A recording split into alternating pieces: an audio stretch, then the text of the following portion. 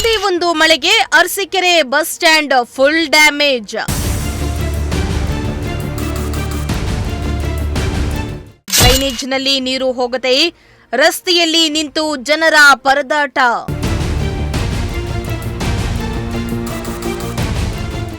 S ವೀಕ್ಷಕರೇ, ಮತ್ತೆ ರಾಜ್ಯಾದ್ಯಂತ ಮಳೆಯಾಗ್ತಾ ಇದೆ. ಇತ್ತ ಅರಸೀಕೆರೆಯಲ್ಲಿ ಸುರಿದ ಮಳೆಗೆ ಕೆಎಸ್ಆರ್ಟಿಸಿ ಬಸ್ ಸ್ಟ್ಯಾಂಡ್ನಲ್ಲಿ ಮಳೆ ನೀರು ಮುಂದೆ ಹೋಗದೆ ಊರಿನಿಂದ ಊರಿಗೆ ಹೋಗಲು ಬಂದಿದ್ದ ಜನರು ಓಡಾಡಲು ಪರದಾಡುವಂತಾಗಿದೆ. ಹೌದು, ಅರಸೀಕೆರೆ ಬಸ್ ನಿಲ್ದಾಣದಲ್ಲಿ ಸುರಿದ ಮಳೆಯಿಂದಾಗಿ ನೀರು ಡ್ರೈನೇಜ್ಗೆ ಪಾಸ್ ಆಗದೆ ನಿಂತ ಕಾರಣ ಸಾರ್ವಜನಿಕರು ತೊಂದರೆಯನ್ನ ಅನುಭವಿಸಿದ್ರು. ಒಂದು ಕಡೆಯಿಂದ ಇನ್ನೊಂದು ಕಡೆಗೆ ಹೋಗಲು ಪರದಾಡ್ತಾ ಇದ್ರು. ಮತ್ತೆ ಕೆಲವರು ಕೊಚ್ಚೆ ನೀರಿನಲ್ಲಿಯೇ ನಡೆದು ಮುಂದೆ ಹೋಗ್ತಾ ಇದ್ರೆ, ಮತ್ತೆ ಕೆಲವರು ಬಳಸಿಕೊಂಡು ತಾವು ಏರುವ ಬಸ್ ಬಳಿ ತಲುಪ್ತಾ ಇದ್ರು.